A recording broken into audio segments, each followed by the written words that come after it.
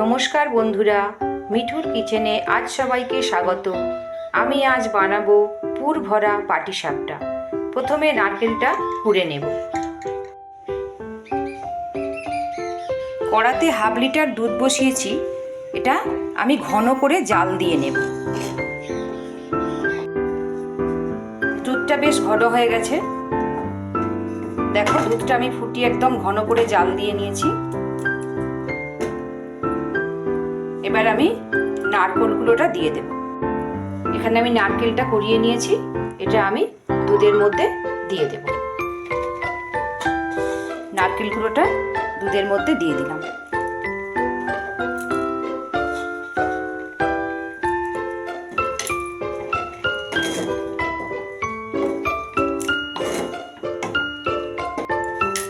নারকেলটা দিয়ে ভালোভাবে নেড়ে নিয়েছি।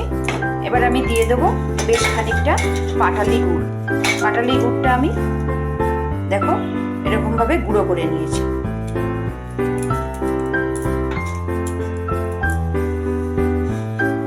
আর কয়েকটা এলাচ, ভালো করে মিশিয়ে নেব। মিশিয়ে পুরটা বানিয়ে নেব।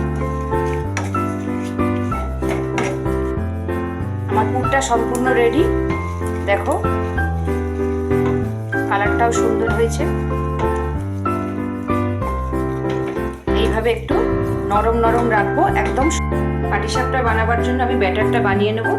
ব্যাটারটা বানাবার জন্য আমি নিয়ে নিয়েছি 1 বাটি সুজি। যে বাটির মাপ করে আমি 1 বাটি সুজি নিয়েছি, সেই বাটির মাপ করে আমি 1 বাটি নিয়ে নিয়েছি ময়দা।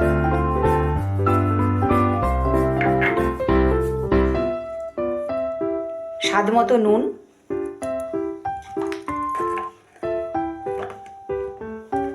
দিয়ে দেবো একটু ঘি,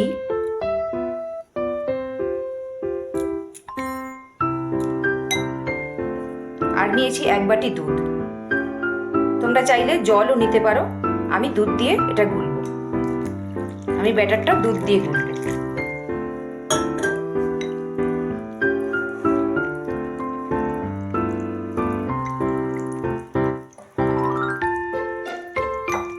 সুজি আছে সেই কারণে আমি ব্যাটারটা গুলে একটু রেখে দেব, অন্তত 30 মিনিটস, আধ ঘন্টা আমি রেস্টে রেখে দেব।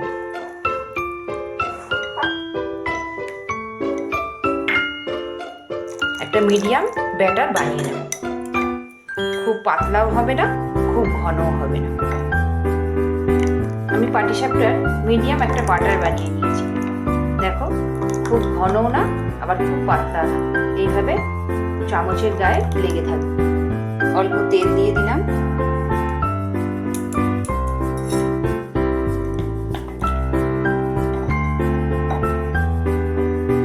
ব্যাটারটা দিয়ে দিলাম, দিয়ে ঘুরিয়ে দিলাম।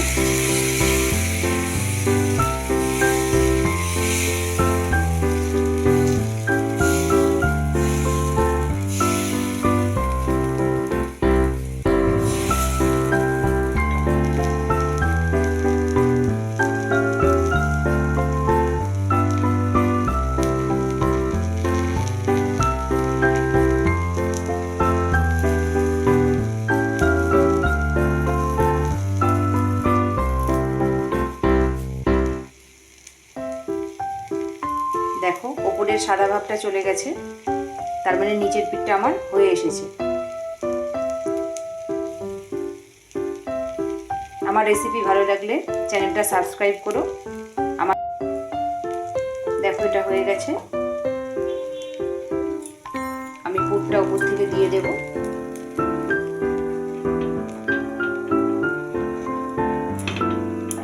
পুরটা দিয়ে এইভাবে মুড়ে দেব।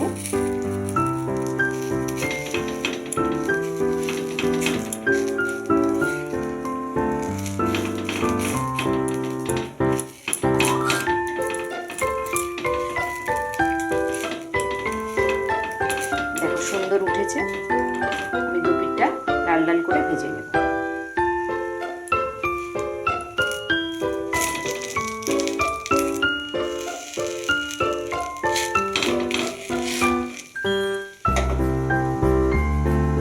আমি এইভাবে কয়েকটা পাটিসাপটা পিঠা বানিয়ে নিয়েছি। পাটিসাপটা পিঠেগুলো সব তৈরি করে নিয়েছি। তোমরা দেখো